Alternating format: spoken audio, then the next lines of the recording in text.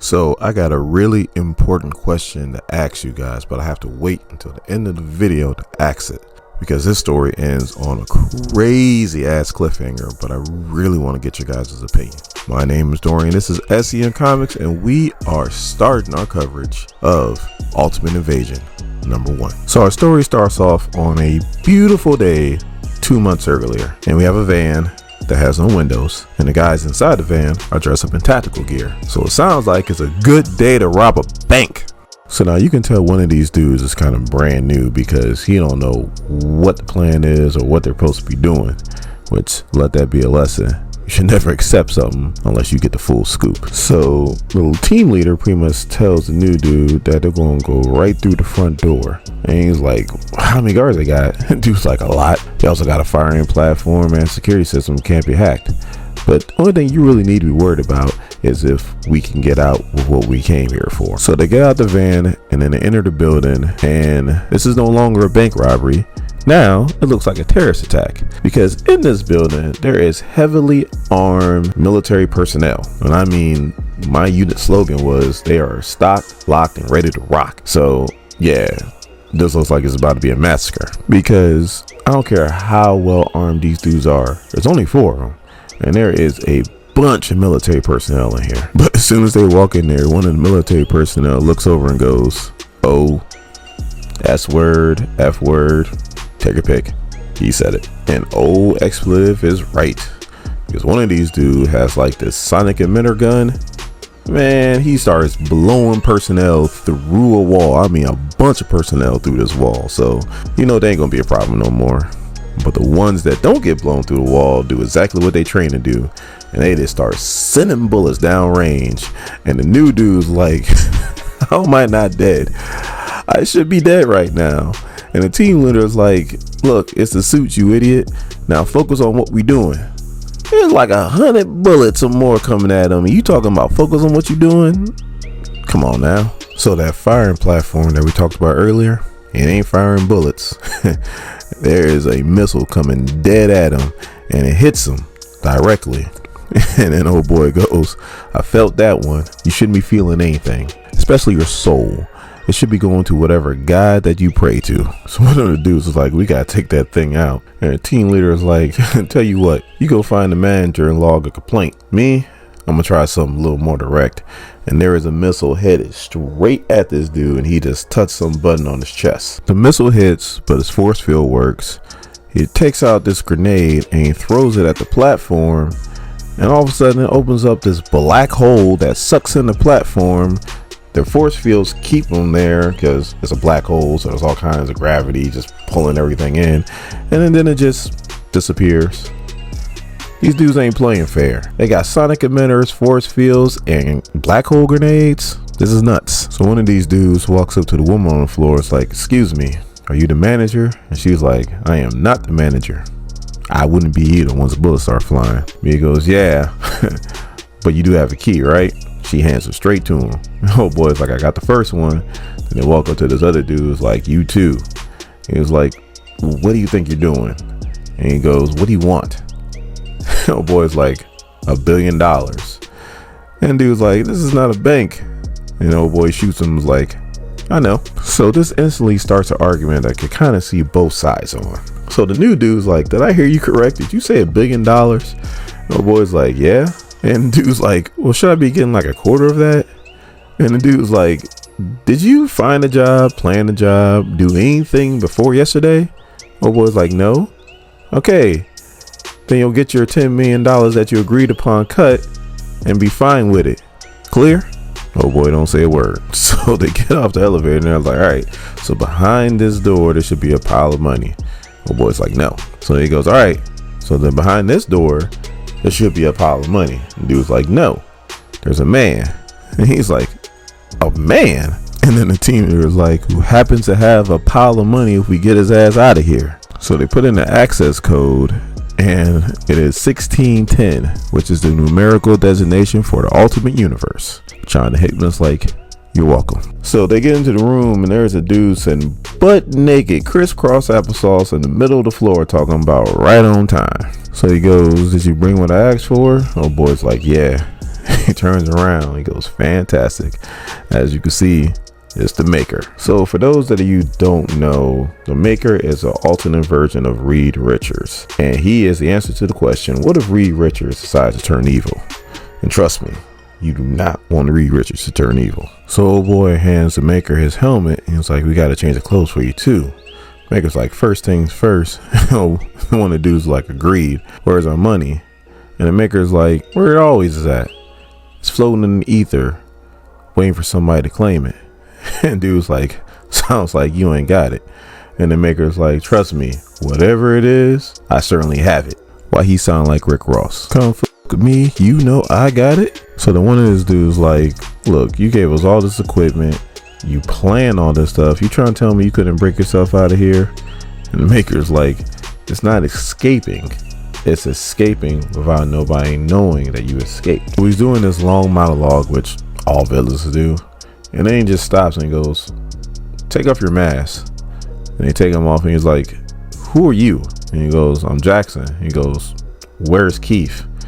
And they explain how Keith got cold feet at the last second, left the safe house, and then died in a car accident. And the Maker's like, this kind of vexes me, but I did kind of plan for this. Most people is going to miss it, but I wouldn't.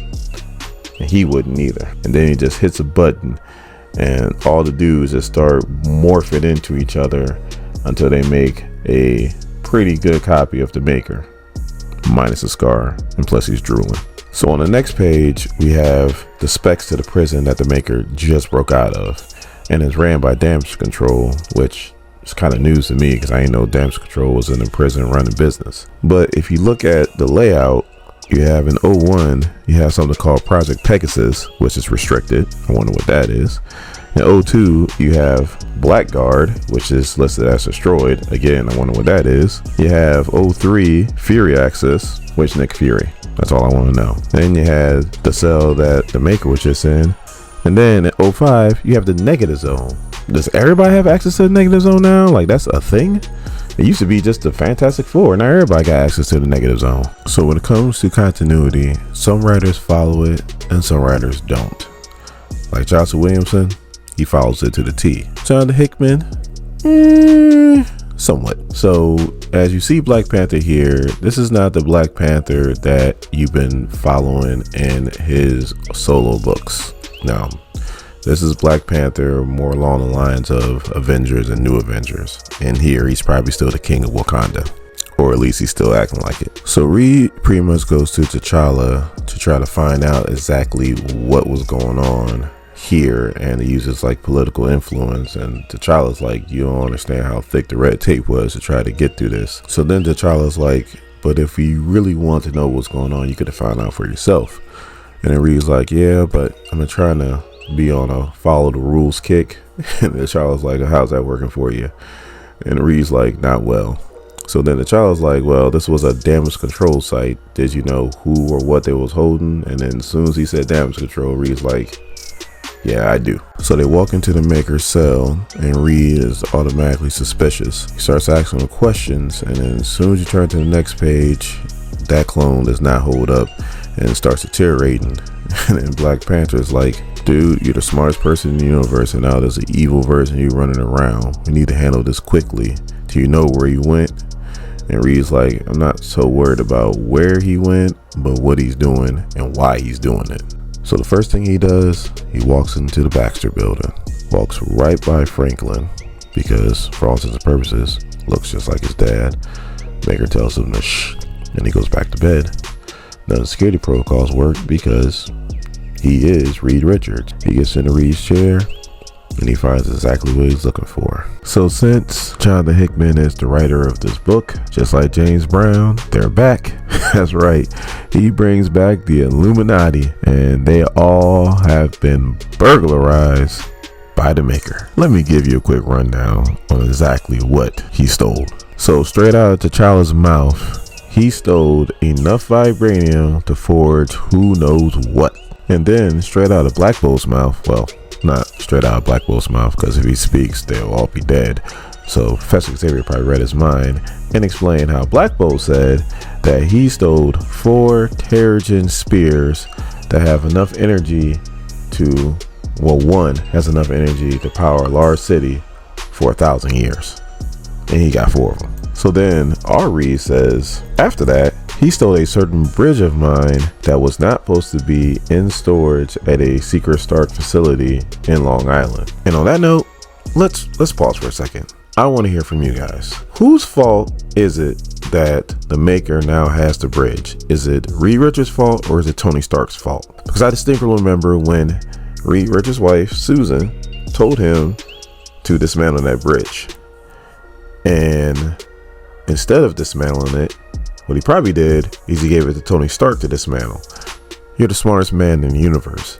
Why do you need somebody else to dismantle something that you built? And you also know who Tony Stark is because you're the smartest man in the universe. So you know he wasn't going to dismantle that. You know he was going to keep it.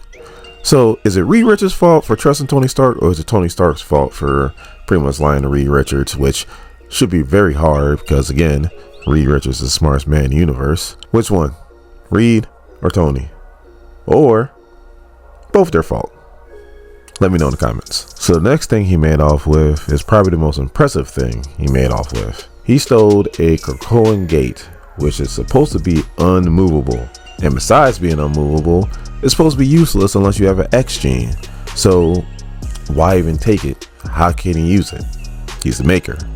Of course he can use it. And to go ahead and round this out, he stole an immunity lens from Doctor Strange, and he stole a dilution shield from Namor. So they pretty much come to the conclusion that he obviously wants them to know that it was him who stole all the stuff, and they can track him with the energy signatures of the majority of the stuff that he stole. So they're like, what the hell is he waiting on? And we find out on the next page, because he is in the home of Miles Morales. So it looks like what he stole from Reed was information. So he's breaking down how he read Reed's files and how his files pretty much explain what happened in Avengers, New Avengers with the Incursions, and also what happened in Secret Wars. And this is all news to the Maker. He's like, we are the last two beings of our universe, so we're brothers. And he's pretty much explaining this to Miles, and he's like, did you know that? And Miles is like, how did you not know? Because Miles remembers everything. So then Miles is like, why are you here? And then the Maker is like, I'm going home. Would you like to come with me? And Miles is like, nah, I'm good. So then the Maker goes, well, if you change your mind, give me a call. And he hands him a card, and obviously it's blank because it's the Maker. So now we cut and we have the Maker at his new modified bridge, and the Illuminati's there. So of course Reed's like, we're going to stop you. And the Maker's like, how can you stop me? You don't even know where I'm going. And by the time you can figure out where I'm going, to do that, that's calculated in years, decades even. So then Professor Xavier's like, well, what are you doing? And the Maker goes, to find a place for my own. And then Reed's like, I know what he's doing. Attack now. Black Bolt, Doctor Strange, Professor Xavier, and Iron Man are hitting the Maker with everything they got. And he just turns around and goes, you finished? So then the Maker goes, the reason why I even lured you guys here and waited on you before I stepped through is I wanted to ask you a question. If you had the chance to do it over, he's referring to after Secret Wars, when Reed Richards, his son Franklin, and Molecule Man remade the multiverse, would you erase me from existence? And Reed kind of hesitates a little bit and goes, yes. And the Maker goes, I'll keep that in mind. And then he steps through the portal. So now we cut to Earth 6160. So now if you're a fan of the Ultimate Universe, this looks extremely familiar because the Ultimate Universe started with Peter Parker, and he's on his field trip. He's with his friends, and the familiar spider comes down, gets on Peter's hand, but then instead of him getting bit, the spider gets slapped and removed by somebody. And then we see it's the Maker. Now I said I have one question to ask you guys at the end, but really I have two. First one is, what do you think this universe is going to look like without Spider-Man, especially the Ultimate Universe? Because like I said, it started with Spider-Man, and I'm not talking about he was the first superhero. I'm just saying that The Ultimate Universe started with Ultimate Spider-Man. That's off the table in this universe. So I'm curious to see what you guys think this is going to look like. And for 2, if he can do this here, what's stopping him from doing it in Earth 616, the main Marvel Universe? Please let me know in the comments. I normally don't say this. Thank you guys for watching and supporting me, because I should say it more.